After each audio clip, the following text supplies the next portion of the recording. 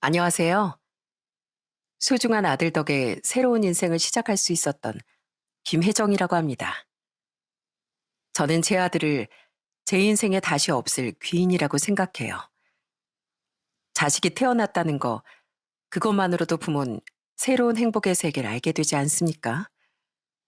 제게 그런 보물 같은 아들은 효자로 자라며 제게 더 큰 행복을 알려주더라고요. 그리고 그런 아들은 아주 결정적인 순간엔 제 삶이 커다란 수렁으로 빠지지 않도록 구해주기까지 했고요. 그 잊지 못할 사건에 대해 여러분께 이야기를 들려드리고 싶네요. 저와 남편은 3살 차이입니다. 우린 제가 25살 때 결혼했어요.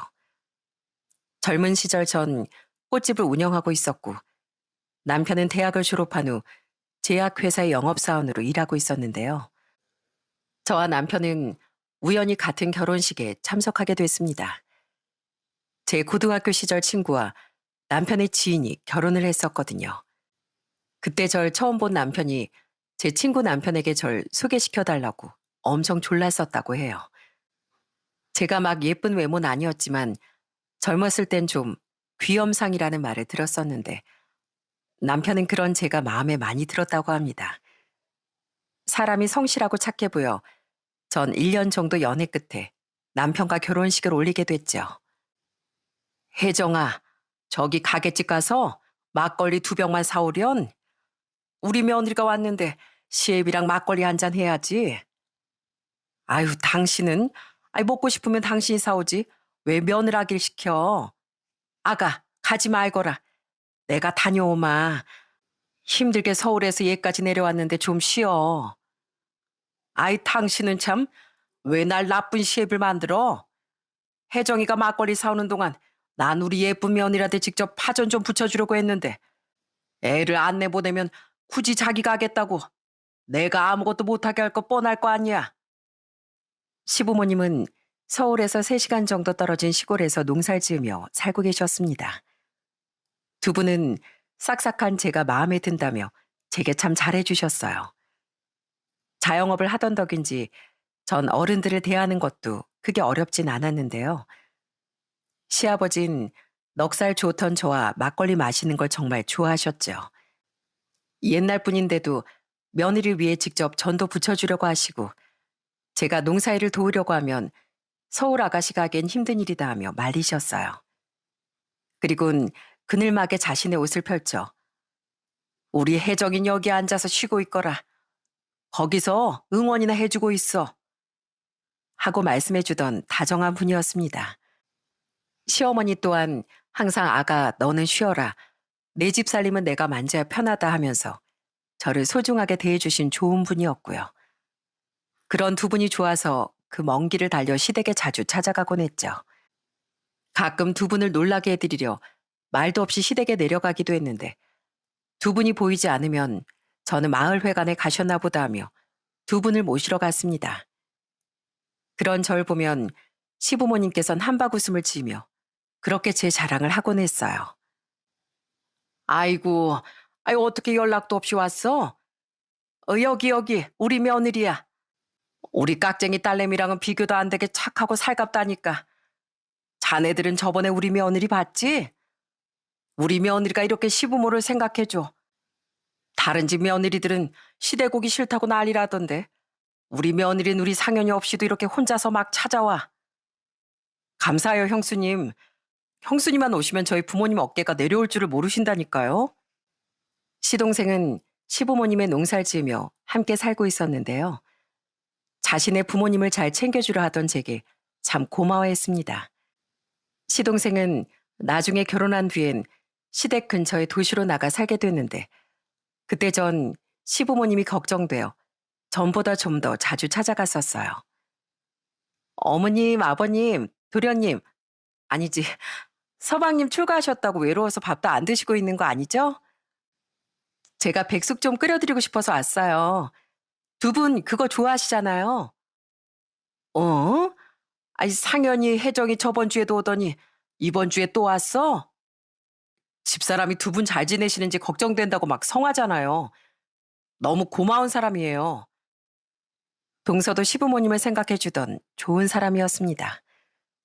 다만 동선 주말에도 쉬기 힘든 직업을 가지고 있었기에 시간이 좀 더 자유로운 제가 두 분을 더 챙기자고 생각했던 거죠.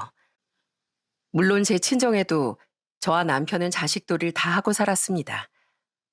하지만 솔직히 전 친정 부모님보다 시부모님이 더 좋을 때도 많았습니다. 친정 부모님은 남아 선호 사상이 강해 남동생을 저보다 훨씬 애지중지 키우셨거든요. 그런데 시부모님은 늘 우리 며느리가 최고다.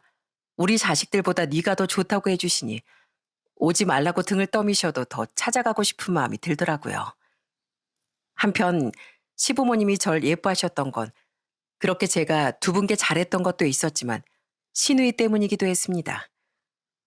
막내인 시누인 지방에서 간호전문대를 다니다 제가 결혼한 다음엔 대학을 졸업하고 서울의 한 종합병원에 취직을 했었어요. 그런 시누이를 저와 남편이 데리고 살았죠. 고마워요, 새언니. 실은 사람들이 하도 서울이 팍팍하다 눈 감으면 코 베어가는 데다 막 그래서 혼자 지내긴 좀 무서웠거든요. 고맙긴요. 우린 가족이잖아요. 그건 막둥이 딸을 걱정하는 시부모님을 위해서기도 했지만 남동생만 하나 둔 누나로서 동생처럼 느껴지는 시누이가 걱정되기도 해서였습니다. 전 그런 시누이가 시집가기 전까지 일을 하며 밥도 해주고 빨래도 해주고 엄마 혹은 언니처럼 챙겨줬어요.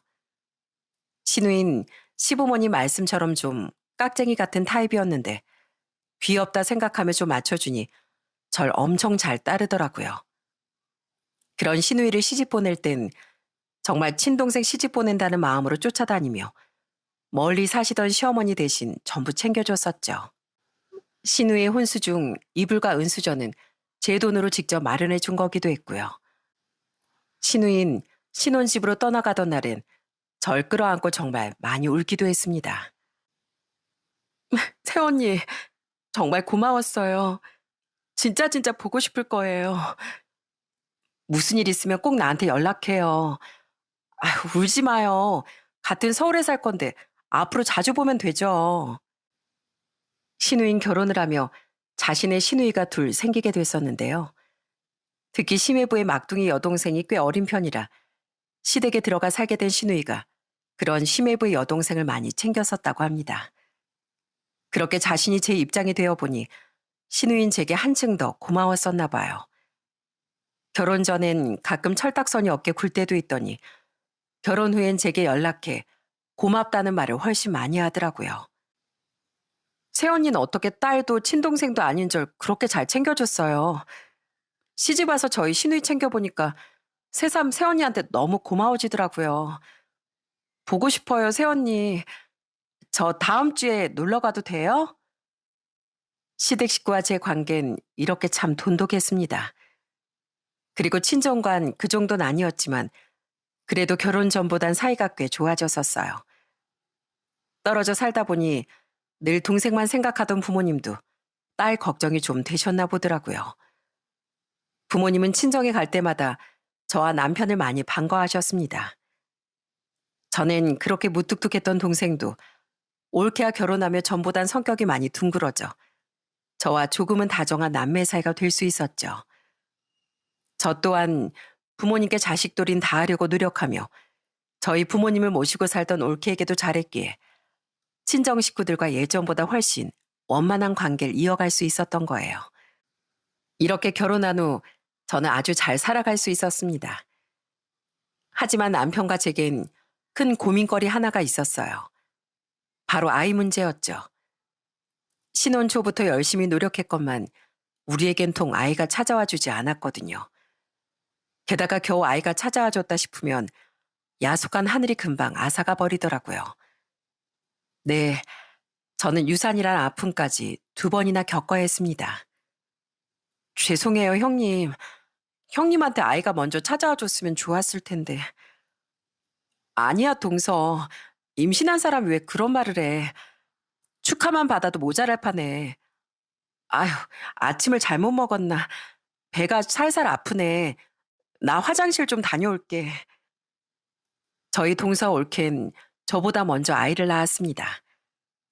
기쁨으로 가득해 할 자리인데 두 사람은 그때마다 제 마음을 염려했는지 축하보다 먼저 미안하다는 말을 건네더라고요. 제 동생과 시동생 친정 부모님도 마찬가지였고 시부모님은 제 등을 조용히 두드려주기도 하셨어요. 그럴 때면 괜히 저도 눈물이 차올라 급하게 화장실로 피하곤 했죠. 어머님, 들려드릴 소식이 있어서 전화드렸어요. 두 분 드디어 저희한테서도 손주 보실 수 있을 것 같아요. 그러다 전 나이 31에 드디어 아들을 출산했습니다. 그전 임신 소식을 알았을 때 전 남편과 부둥켜 안고 울기까지 했어요. 그리곤 또 아이를 잃을지도 모른다는 두려움에 안정기가 찾아올 때까지 가게 문도 열지 않고 집에서 안정만 취했었죠. 혹시 또 불행이 닥치면 모두가 실망할까봐 양가 가족 누구에게조차 알리지 않았고요. 그런 태중의 아기가 드디어 안정기에 접어들며 양가에 알렸을 때 시부모님은 서울로 올라오기까지 하셨습니다. 장하다 아가, 정말 장해. 그래 그동안 마음고생이 얼마나 많았니? 그렇게 어렵게 아들을 낳은 뒤 전 마냥 행복한 순간들만 가득할 줄 알았습니다. 그런데 인생은 결코 호락호락하지 않더라고요. 선생님, 저희 애가 대체 왜 이렇게 자주 아픈 거예요? 태어나고부터 지금까지 병원을 몇 번이나 들락거렸는지 몰라요. 제가 좋은 것들을 물려주지 못해서인지 아들은 태어날 때부터 몸이 유독 허약했어요. 돌도 되기 전 거의 나흘을 열이 떨어지지 않아 입원시켰을 땐 아이에게 큰 후유증이 남을 수도 있다는 무서운 말도 들었죠. 다행히 아들은 무사히 퇴원할 수 있었지만 아들이 잘못되기라도 할까봐 얼마나 울었는지 모릅니다. 아들은 성장하며 환절기마다 꼭 감기를 며칠씩 앓았고 여전히 입원도 한 번씩 했었어요. 심지어 장난기도 많아 다치기도 잘 다쳤는데 담벼락에서 뛰어내려 어깨가 부러졌을 땐 정말 기절하는 줄 알았죠. 그렇게 잘 다치고 자주 아프던 아들을 돌보느라 저는 꽃집도 접은 지 오래였습니다. 다행히 남편 벌이가 나쁘지 않을 때라 생계에 문제는 없었지만 차라리 가난하면 노력해서 돈을 모을 수라도 있지. 아들의 건강은 돈을 주고도 살 수 없는 것이었으니 너무 가슴이 아프더라고요. 동선의 애는 그 흔한 감기도 잘 안 걸린다는데 우리 정수는 폐렴이 뭐야, 폐렴이. 학교도 한 달이나 쉬었잖아. 여보, 나 정수한테 너무 미안해. 내가 우리 정수를 너무 약하게 낳아줬나 봐. 나도 애한테 미안한 건 마찬가지야. 그래도 여보, 우리 정수 다른 애들보다 더 밝고 착하잖아. 분명 병도 미안해서 나중엔 우리 정수한테 안 찾아와 줄 거야. 부모가 약해지면 안 돼. 우리 힘내자고. 그런 아들 때문에 우리 마음고생이 정말 많았습니다. 그래도 다행히 아들은 초등학교 고학년이 되며 점점 건강해졌어요. 운동이라도 시키면 애가 좀 튼튼해질까 싶어 저학년 때부터 태권도며 수영이며 이것저것 시켰더니 그 효과가 보이는 것 같기도 했죠. 아니면 어릴 때 하도 병을 알아 나중엔 오히려 강해진 게 아닐까도 싶었고요. 그런데 아들이 건강해지며 집안 분위기도 편안해지자 그 이후부터 남편이 속을 좀 썩이더라고요. 어머, 세상에. 당신 얼굴에 그게 웬 상처야? 아, 현배 녀석이랑 놀이터 그네에서 누가 더 멀리 뛰어내리나 내기하다가 좀 다쳤어. 뭐? 아, 못 살아 정말. 당신이 애야? 어? 그러게 내가 술 좀 작작 마시랬지? 미안해. 그냥 일이 좀 힘들어서 술로 풀었어. 나쁜 짓을 하거나 큰 실수를 한 건 아니었습니다. 다만 이제 아이도 건강해졌으니 집엔 신경을 덜 써도 되겠다 싶었는지 전보다 음주를 하고 들어오는 횟수가 잦아지더라고요. 직장 동료나 친구들과 말이죠. 술에 많이 취해 넘어지기도 하고 다치기도 했던 남편을 보면 정말 복장이 터지더라고요. 또 한 번씩은 잔뜩 취해서 직장 동료들을 데리고 한밤중에 집에 들이닥치기도 했어요. 여보, 나 술상 좀 봐주라. 자자, 다들 인사해. 우리 천사 같은 마누라야. 여보, 우리 해장술 먹게 시원하게 김치찌개 좀 끓여줘. 당신 이리 좀 와봐. 내가 밤중에 이렇게 들이닥치지 말라고 말했어, 안 했어? 애도 깬다고. 그리고 나도 일 나가야 되는데 내 생각은 전혀 안 해? 그리고 제발 연락이라도 미리 하라고. 나 잠옷 차림이잖아. 아이가 건강해지며 저는 반찬 가게를 차렸었는데요. 다음날 일도 나가야 하는데 사람 잠도 못 자게 대체 왜 이러나 싶더라고요. 다음날 크게 뒤집어 엎긴 했지만 그래도 사람들이 있는 데선 전 남편의 체면을 세워주기 위해 노력했어요. 원하는 대로 안주도 만들어주고 술이 부족하면 술도 사다 주곤 했죠. 그리곤 옆에 앉아 하하호호 웃으며 장단을 맞춰주기도 했는데 그건 제가 성인 군자여서가 아니었습니다. 여러분도 들으신 적이 있을 거예요. 제약회사 영업직이 얼마나 고된 일인지요. 그만큼 남편 안에 쌓인 스트레스가 얼마나 큰지 알았기에 가족 때문에 고생하는 남편을 위하는 마음으로 그런 배려를 해줬던 겁니다. 그렇게 평일엔 바쁘게 일하고 술도 자주 마시던 남편은 주말엔 아이 침대나 소파 한 몸이 되어 일어날 줄을 몰랐어요. 아니면 모임이나 약속이 있다며 나가던가요. 여보, 일어나서 애랑 어디라도 나갔다 오자. 사춘기 남자애한테 아빠 역할이 얼마나 중요한데. 아, 나 조금만 더 잘게. 나 너무 힘들어. 당신이 아빠 역할까지 대신 좀 해줘. 엄마, 그냥 우리끼리 나가요. 아버진 쉬시라고 하고요. 아들은 그런 남편보다 자연스레 절 더 많이 따랐습니다. 그래서 전 아들만 데리고 외식을 하러 나가기도 하고 여기저기 놀러도 다녔어요. 또 가끔은 혼자 아들을 데리고 친정이나 시댁에 가기도 했죠. 너무 고마웠던 건 아들이 정말 효자로 자라줬다는 겁니다. 아시죠? 중고등학생 때 아이들이 부모보단 친구를 훨씬 많이 찾는다는 걸요. 물론 아들은 친구들과 놀기도 했지만 엄마인 저와 보내는 시간 또한 좋아해 주더라고요. 오메나, 그 이씨네 큰 며느리 맞지? 옆엔 아들이야? 아, 네, 안녕하세요. 안녕하세요, 할머니. 그래, 그래. 많이 컸네. 응. 근데 애가 참 착한가 봐. 고등학생은 돼 보이는데 엄마 손을 꼭 잡고 다니네. 아들은 한적한 산책길이나 시댁에 있는 시골길을 걸을 때면 여전히 제 손을 꼭 잡고 걸었습니다. 제가 무릎이 일찌감치 약해졌는데 그런 제가 걱정된다면서요. 동네 어른들은 참 보기 좋은 모자라며 칭찬을 아끼지 않으셨죠. 엄마, 감기기운 있으세요? 좀 그런 것 같네. 제가 약 사다 드릴게요. 내일은 저랑 같이 병원 가요. 아이, 뭘 같이 가. 넌 학교 가야지. 그리고 집에 감기약 있을 거야. 그것만 좀 찾아다 줄래? 아들은 클수록 정말 딸 같은 아들이 되어가더라고요. 제가 조금 아프기라도 하면 냉큼 달려나가 약을 사오기도 하고 자신이 갈 수 있는 한 병원도 꼭 따라오려고 하더라고요. 또 인터넷에서 봤다며 제게 음식을 해주기도 하는데 그런 아들을 보고 있노라면 가슴이 참 뭉클해졌습니다. 어때요, 엄마? 맛있어요? 그래, 맛있어. 아휴, 우리 아들이 언제 이렇게 커서 엄마를 다 챙겨주나. 맨날 아파서 엄마 애간장을 녹이던 때가 엊그제 같은데. 제가 어릴 때 엄마 마음고생 많이 시켜드렸던 만큼 이젠 제가 엄마 챙길 거예요. 두고 보세요. 말만이라도 고맙다, 우리 효자 아들. 말뿐인 거 아니라니까요. 아버진 갈수록 엄마를 잘 못 챙기시는데 전 그런 아버지한테도 서운해요. 원래 아내는 남편이 최고로 잘 챙겨주는 게 맞는 거잖아요. 그러니까 제가 더 엄마를 챙겨야죠.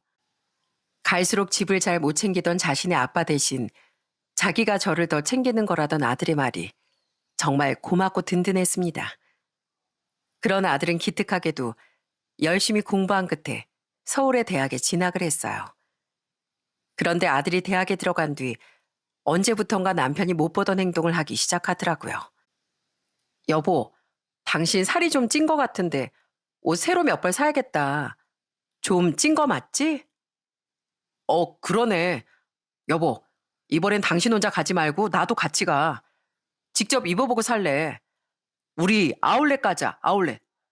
그런데 적당한 브랜드 옷이 많다며. 당신도 같이 간다고? 그것도 아울렛에 가자고? 그래. 근데 웬일이래?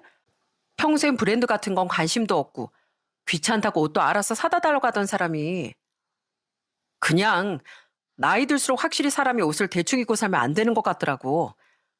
그리고 정수도 이제 성인 됐는데 부모가 후줄근하게 하고 다니면 자식 욕먹이는 거라고 누가 막 그러더라고. 생전 옷엔 별 관심도 없던 남편은 갑자기 메이크업에 관심을 가지기 시작했어요. 구두도 웬일로 새 걸로 두 켤레나 장만하고 등산복까지 비싼 걸로 새로 사더라고요. 평소 등산을 가끔 하긴 했는데 편한 게 최고라며 남편은 추리닝을 입고 등산을 했었거든요. 별일이다 싶긴 했지만 그렇게 비싼 것들도 아니었고 자기가 번 돈 자기가 쓰겠다는데 뭘 뭐라고 하겠습니까? 또 남편은 갑자기 피부나 외모에도 관심을 가지기 시작하더라고요. 여보, 당신이 쓰는 마스크팩 같은 거 남는 거 있어? 나도 한번 해볼까? 당신이? 평소에 로션도 귀찮다고 내가 잔소리 안 하면 안 바르던 양반이 웬일이래? 아, 많이 있어. 하나 줄게. 고마워. 근데 여보, 피부과 가서 주름이나 주근깨, 기미 같은 거 관리하면 얼마쯤 나오려나? 피부과?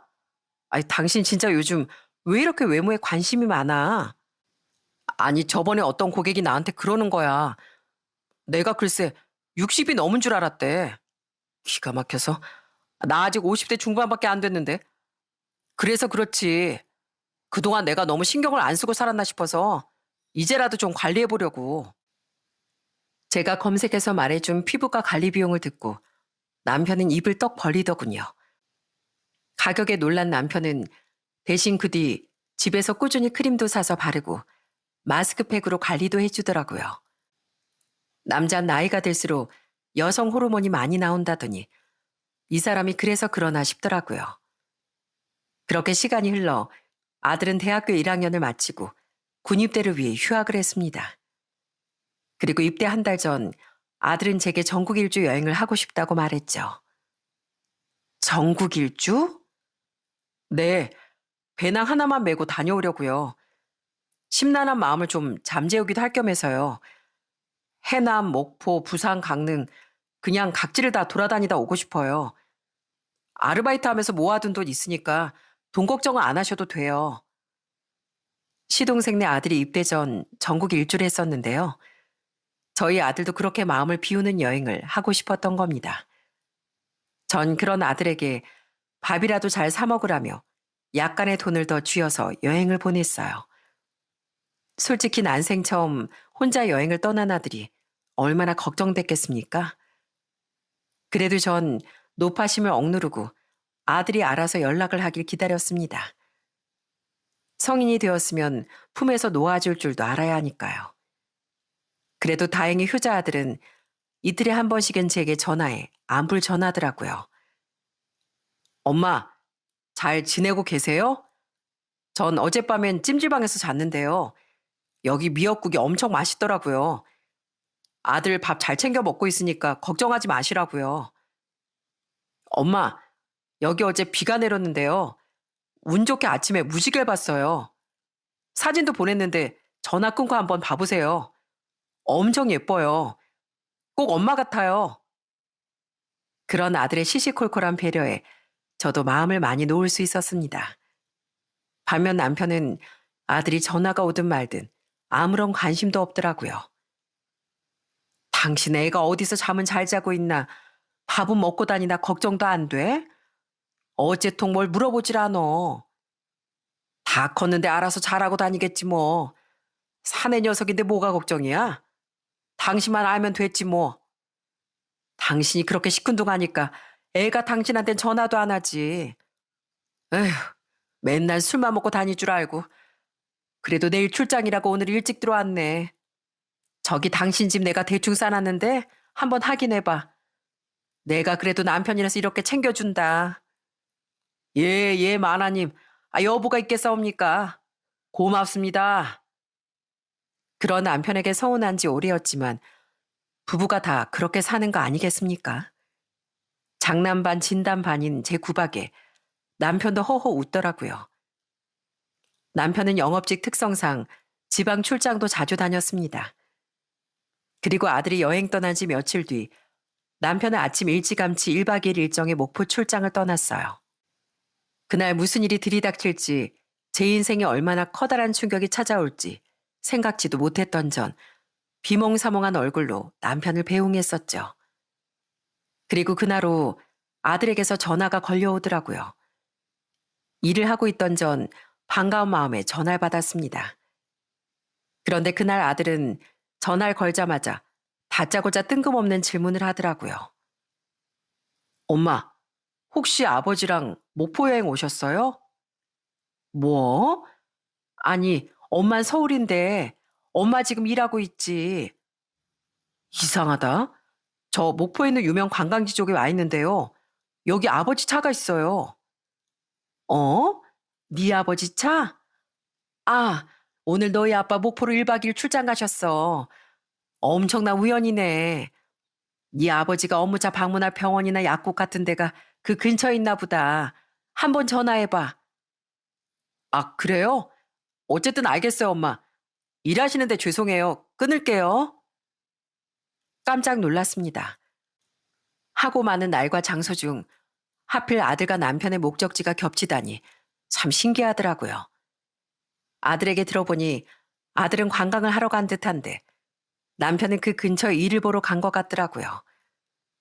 아무리 그래도 그 많은 차들 중 아들의 눈에 남편의 차가 딱 띄었다는 게 너무 신기하더라고요. 저는 남편에게 전화해 보려고 했는데요. 일 중이라 나중에 해봐야지 하다가 그만 깜빡하고 말았습니다. 그런데 그날 저녁 아들이 제게 다시 전화를 걸더라고요. 저, 엄마, 이걸 어떻게 설명해야 될지 모르겠는데요. 문제가 생겼어요. 뭐? 무슨 문제? 그게 아버지가 다른 여자랑 있어요. 뭐? 충격적인 말과 함께 아들은 제 휴대폰으로 사진 몇 장을 전송했습니다. 저는 쿵쾅거리는 심장을 부여잡고 아들이 보낸 사진을 확인했어요. 그 안엔 정말로 남편이 자신과 동년배로 보이는 웬 여자와 다정하게 손을 잡거나 팔짱을 끼고 있는 옆모습, 앞모습들이 찍혀 있더라고요. 가장 충격적이었던 건 남편이 그 여자와 함께 한 호텔에 들어가고 있는 사진까지 있었다는 겁니다. 이게 다 뭐니? 어? 실은요, 아까 아버지가 전화를 안 받으시길래 차 근처에서 기다리면 오시겠지 하고 기다렸었어요. 근데 아버지가 저기 멀리서 사진 속 여자랑 손을 잡고 걸어오는 거예요.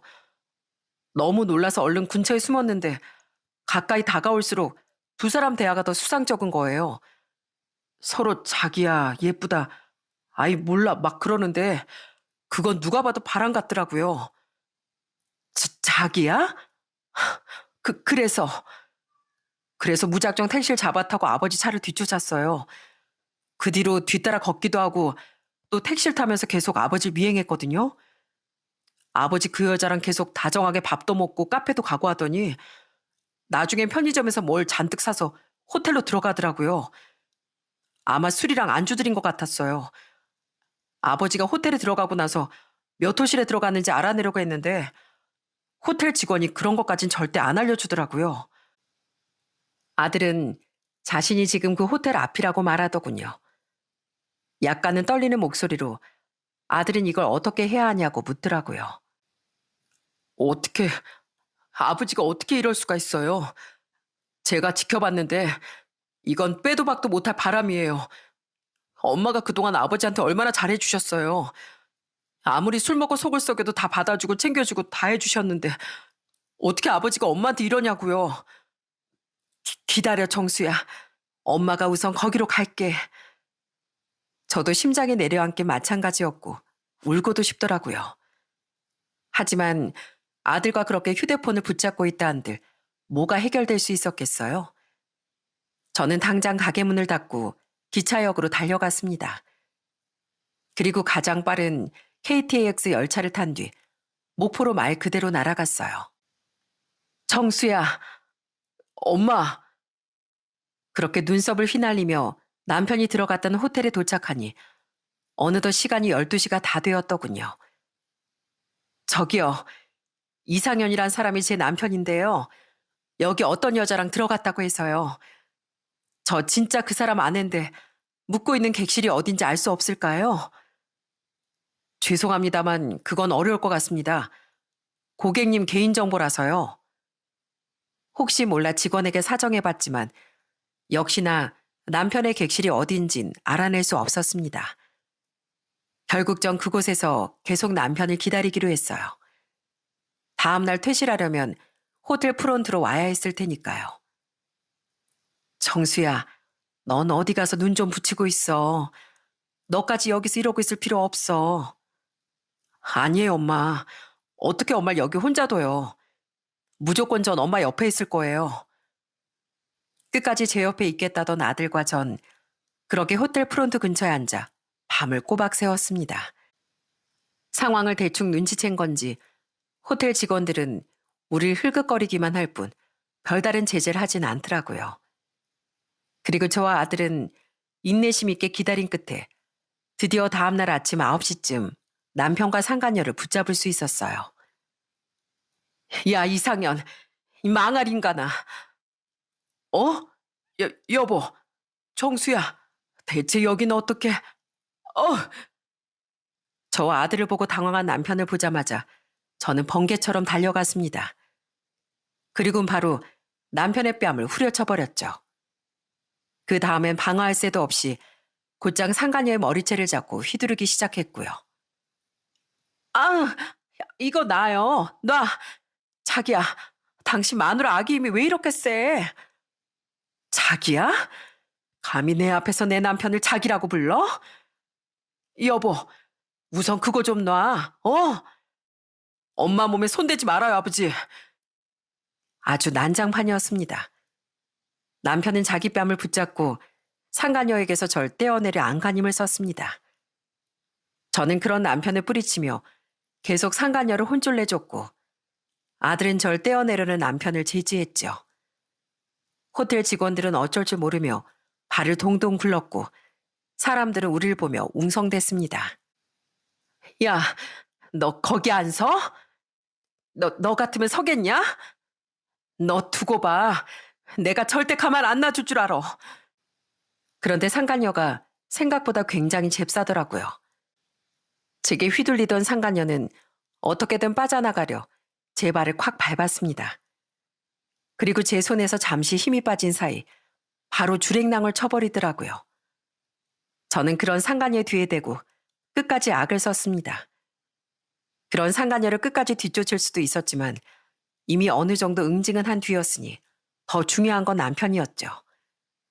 저는 잔뜩 겁에 질린 남편을 향해 이를 가며 말했어요. 야, 이상현, 이 추잡한 인간아. 출장 간다며? 이게 출장이야? 당신 뭔가 오해하고 있는 거야? 저 사람을 일적으로 만난 사람인데 아까 저 여자가 자기야라고 하는 거 다 들었는데 어디서 발뺌이야? 그리고 이 인간아, 어제 정수가 당신 차를 보고 당신 뒤를 쭉 쫓아다녔대. 그래서 내가 증거까지 다 가지고 있는데 어디서 그 새치어를 놀리려고 들어? 아들 앞에서 창피하지도 않냐? 정수가? 남편은 마지막까지 어떻게든 거짓말을 하려고 들더라고요. 하지만 제가 아들이 보내준 사진을 휴대폰에 띄워 눈앞에 들이밀자 얼굴이 새파래지더라고요. 아들은 자신을 쳐다보던 남편을 향해 싸늘하게 말했어요. 네, 어제 제가 다 봤어요. 저 여자랑 사이좋게 길거리에서 카페에서 스킨십 하는 거 동영상으로도 찍어놨고요. 저는요, 아버지가 가끔 엄마를 속상하게 만들긴 해도 그래도 제 아버지니까 아버지를 좋아했어요. 그런데 아버지가 이렇게 의리도 없고 더러운 분일 줄은 상상도 못했네요. 정수야. 애 이름 부르지도 마. 아빠란 인간이 아들한테 좋은 본을 보여줘야지. 이게 대체 무슨 추잡스러운 짓이냐고. 당신 이제 끝났어. 서울 올라가자마자 이혼할 줄 알아. 여보, 내가 잘못했어. 나 그 여자 그렇게까지 진지하게 만나는 사이 아니야. 그냥 실수한 거야. 정수야, 아빠가 잘못했다. 정말 미안하다. 이혼이라는 말을 듣자 겁이 났는지 남편은 싹싹 빌기 시작하더라고요. 남편은 어떻게든 용서받고 싶었는지 상가녀의 정체에 대해 스스로 술술 불기까지 했습니다. 실은 영애 걔내 국민학교 동창인데 1년 전에 동창회 나갔다가 오랜만에 만났어. 근데 걔가 일한다는 마트가 우리 회사에서 그렇게 안 먼 거야. 그래서 그 뒤에 몇 번 만나서 밥도 먹고 술도 먹고 하다 보니까 나쁜 생각이 들어서 그만. 정말 잘못했어. 걔도 가정도 있고 다 큰 자식들도 있어. 우리 그렇게 진지하게 만난 거 아니야. 내 진심엔 당신밖에 없다고 믿어줘. 들어보니 그 상간녀 또한 가정 있는 여자였더라고요. 주부던 그 여잔 자기 친구들과 여행을 간다는 말로 남편을 속이고 여행을 온 거라고 하더라고요. 그런데 상간녀의 정체를 알든 말든 그게 용서하고 무슨 상관이랍니까? 저는 저를 붙잡으려던 남편의 손을 세차게 뿌리쳤어요. 그리고는 제 손을 꼭 잡아주던 아들의 손을 잡고 차갑게 소리쳤죠. 당신 진심에 내가 있든 말든 더 이상 내 알 바 아니야. 차라리 그 여자를 사랑한다고 하지 그랬어. 그랬으면 내가 덜 실망할 수 있었을지도 모르지. 어? 진심도 아닌 여자 때문에 날 배신한 거니까. 나 정수랑 여기서 뜬 눈으로 밤을 새웠어. 그동안 울기도 많이 울었는데 그러는 동안 마음 정리가 다 되더라. 당신은 더 이상 애한테 자랑스러운 아빠로 남을 수도 없고 당연히 나한테 남편으로도 애 아빠로도 못 남아. 난 당신하고 그동안 당신 집에 최선을 다했어. 그래서 지금 이렇게 끝내도 아무런 미련도 후회도 없을 거야. 근데 과연 당신은 그럴까? 여보, 내가 장담하는데 당신은 날 배신했던 일 평생 두고두고 후회하게 될 거야. 그게 날 배신한 대가라고 생각해. 아버지, 전 당연히 엄마 편이고요. 너무 충격을 받아서 앞으로 아버지 전처럼 대할 수는 없을 것 같네요. 아버진 평생 제게 수치스러운 분으로 기억될 겁니다. 남편은 제 말보다 아들의 마지막 말에 더 큰 충격을 받는 것 같더군요. 아들과 전 그런 남편을 내버려 둔 채 함께 서울로 올라왔습니다. 그리고 전 그날 저녁 눈치를 보며 집에 기어들어온 남편에게 미리 싸둔 짐가방을 던져줬어요. 이혼할 때 아파트를 팔아서 재산 분할을 하든 뭘 하든 그건 나중 얘기고 당장 이 집에 당신이 발들일 공간은 없어. 그 안에 내 도장 찍은 이혼 서류도 넣어놨으니까 나중에 법정에서 만나. 여보, 제발, 제발 한 번만 용서해줘. 나 그 여자랑 바로 헤어질게. 그리고 평생 당신 말에 그래 복종하면서 살게. 여기가 내 집인데 나더러 어딜 가라고. 큰오빠가 무슨 염치로 새언니한테 용서를 빌어. 언니가 나가려면 그냥 나가야지. 한심한 인간아. 그때 싹싹 빌던 남편에게 금방 침이라도 뱉을 듯 사나운 표정으로 소리를 지른 사람이 있었습니다. 그건 바로 저희 집에 와 있던 신우이였어요. 그날 전 너무 서러워 신우이에게 전화해 울며 하소연을 했습니다. 남편과 아들 외에 가장 가깝게 지냈던 가족이 바로 신우이였으니까요. 모든 일을 듣고 경악했던 신우인 바로 저희 집으로 달려와 절 위로해 주더라고요. 자신이 대신 미안하다며 저와 함께 울면서요. 이야, 이주경, 넌 내 동생이야? 정수 엄마 동생이야? 너까지 나한테 이럴 거야? 나 언니 동생이다. 왜? 나 사회초년생 때 밥해주고 빨래해주고 시집까지 다 보내준 사람이 새언니야. 오빠 나한테 뭘 해줬는데? 자기 동생한테도 부모님한테도 그렇게 잘해준 아내를 배신한 인간. 내 눈에 사람으로도 안 보여. 그러니까 당장 나가. 오빤 우리 집안의 망신이야. 망신. 신우인 직접 남편의 짐가방을 양손에 들고 현관문 밖으로 내던져 버렸습니다. 그리고 남편에게 신발장에 있던 신발들을 죄다 던지며 남편까지 문 밖으로 쫓아내더라고요. 아들이 아무리 제 편이어도 자신의 부모에게 차마 할 수 없었던 일을 바로 시누이가 해줬던 거죠. 그렇게 집에서 쫓겨난 남편은 현관문 이중 잠금 장치 때문에 다시 집에 들어오지도 못하고 서럽게 울다 어느새 사라져버렸죠. 전 거기에서 멈추지 않고 다음날 상가녀가 일하던 마트를 알아내 직접 찾아가 봤습니다.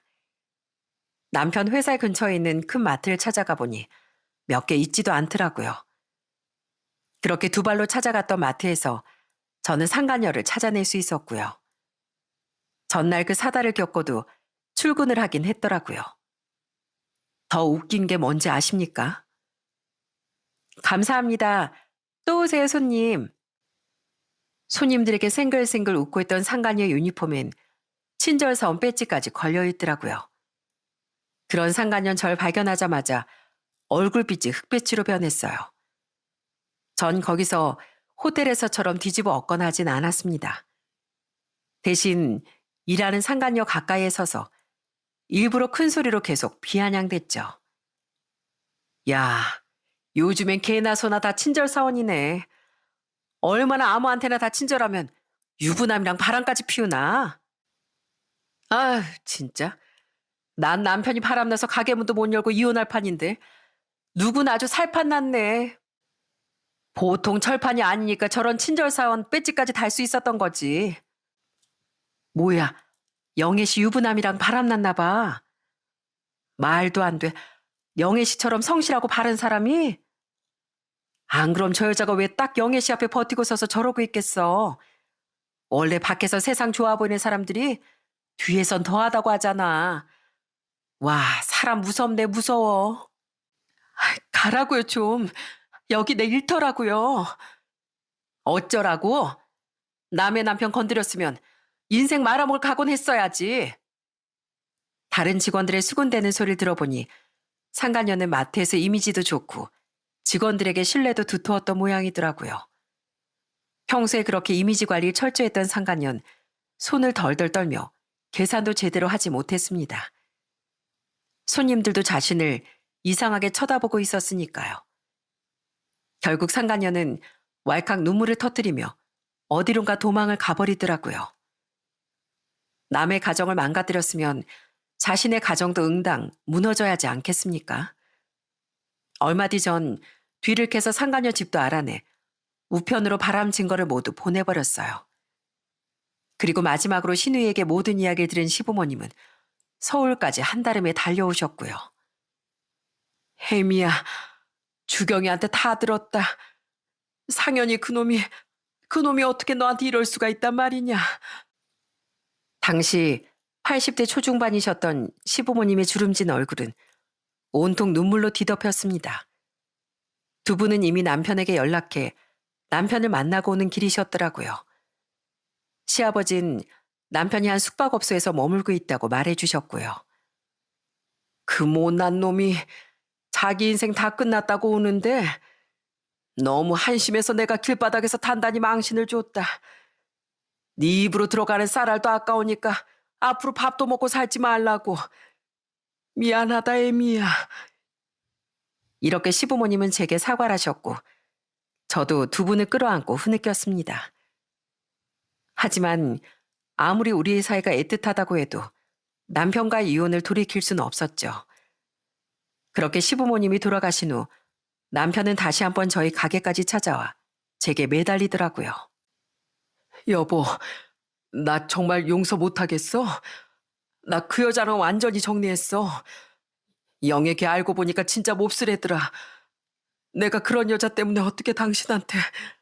내가 정신이 나갔었어. 제발 한 번만 용서해줘. 알고 보니 상간녀는 상습적으로 바람을 피우던 사람이었다더군요. 남편 외에도 3번이나 바람 피웠던 걸 상간녀의 남편이 애들을 생각해서 봐준 거였다네요. 그걸 어떻게 알았냐고요? 제가 보낸 우편물을 보고 화를 참지 못한 상간녀의 남편이 남편의 직장까지 찾아와 난리를 치며 모두 얘기해줬다고 합니다. 네가 얼마나 지저분한 여자를 만났는지 다 알려주겠다면서요. 결국 상간녀는 자신에게 진절머리가 난 자신의 남편과 자식들에게 버림받고 남편처럼 집에서 쫓겨났다더군요.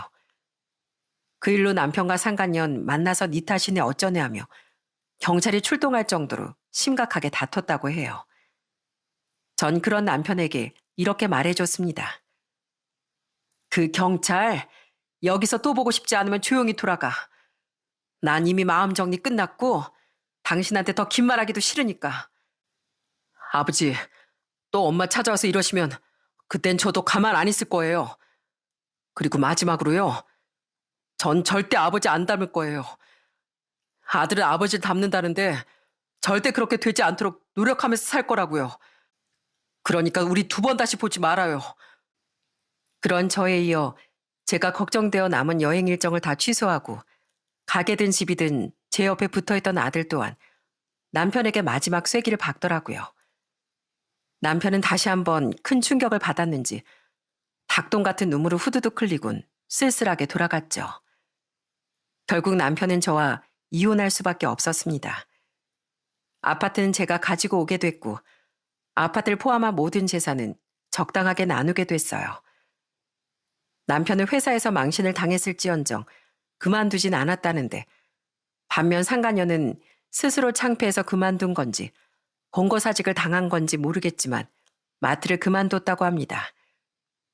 그리고 상간녀 또한 자신의 남편에게 이혼을 당했고 남편과 상간녀 둘 다 저와 상간녀의 남편에게 각각 위자료를 지급해야 했죠.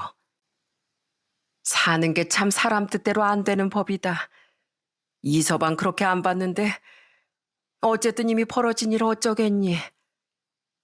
친정 부모님과 남동생 내외는 제게 달려와 막 위로해주거나 하는 애틋함을 보이진 않았어요. 하지만 가족들 모두 제 이혼을 안타까워해줬죠. 오히려 시댁 식구들이 절 찾아오고 전화를 걸며 몇 번이나 사과를 하고 위로해주더라고요. 상연히 그놈 때문에 애미 너랑 생이별을 하게 됐다. 그 망할 놈. 애미 너한테 미안해서 어쩌냐. 시부모님은 남편을 원망하며 절 껴안고 꺼이꺼이 목 놓아 울기까지 하셨습니다. 그렇게 1년이 지난 지금 시부모님은 여전히 제게 미안해하고 계세요. 시누이와 시동생도 마찬가지고요. 그래도 전 시누이하고는 가끔 연락하며 안부를 주고받고 있고 시부모님도 명절 같은 땐 한 번씩 찾아뵙고 있습니다. 그럴 수 있었던 건 시댁 식구들 대부분 전 남편을 안 보고 살고 있기 때문이에요. 금수 같은 놈은 상대해줄 가치가 없다며 시부모님은 전 남편이 집에 찾아오면 문전박달 하셨다고 하더라고요. 시누이도 전 남편을 사람 취급도 안 하고 있고 그나마 시동생이 가끔 전 남편과 통화 정도는 하고 사는 것 같아요. 얼마 전에 시누이가 시동생에게 듣고 전 남편의 근황을 알려주더라고요. 큰오빠 요즘 사는 게 아닌가 봐요. 회사에서 사람들이 엄청 손가락질하는데 그 수모 감수하고 투명인간처럼 회사 다니느라 고역이라나. 나이가 있으니까 지금 회사를 그만두면 이직은 어렵잖아요. 그러니까 울며 겨자 먹기로 버티고 있는 거죠 뭐. 나도 부모님도 오빠 사람 취급도 안 해주고 있고 동창들도 친구들도 소문이 쫙 퍼져서 자기 상대도 안 해준다면서 작은 오빠한테 그렇게 하소연을 한대요. 다 자업자득이죠 뭐. 그렇게 전 남편은 가족 모두에게 버림받고 처량한 삶을 살고 있습니다. 잘은 모르겠지만 뭐 상관여도 마찬가지 아니겠어요? 시누이 말대로 자업자득이 따로 없었죠. 저희 아들은 지금 국방의 의무를 다하고 있는데요. 2번 다시 자기 아빠를 안 보고 살겠다며 다짐했던 아들은 그 힘든 곳에 가서도 제 걱정뿐이랍니다. 제게 할 수 있는 한 자주 연락하며 엄마, 요즘 기분은 좀 어떠세요? 엄마, 아버지한테 혹시라도 연락 오면 절대 받아주지 마세요. 등등 걱정만 아주 한 사발을 퍼붓곤 끊는답니다. 넌 잘 지내냐고 물어도 엄마 걱정이나 하라며 한숨 쉬는 착한 아들이에요. 비록 남편은 절 배신했지만 아직 제겐 그렇게 착하고 효성스러운 아들이 남아 있습니다. 물론 전 남편이 제게 남긴 상처는 오래도록 가슴에 자리 잡고 있을 것 같네요.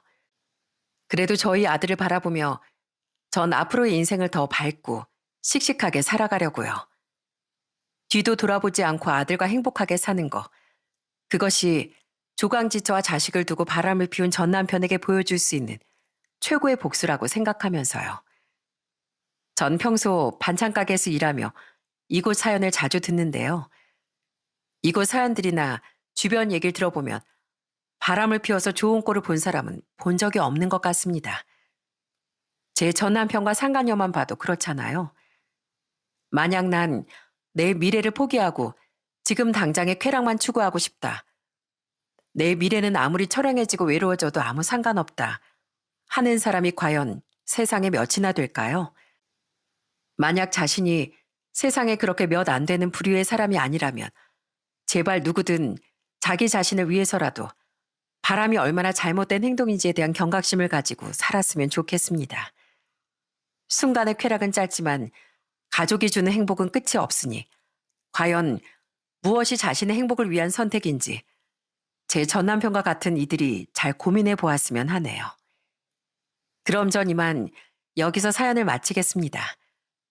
마지막으로 작은 부탁이 있는데요. 저희 아들이 다친 것 없이 건강하게 마지막까지 군복무를 잘 마칠 수 있길 바라주시면 정말 감사하겠습니다.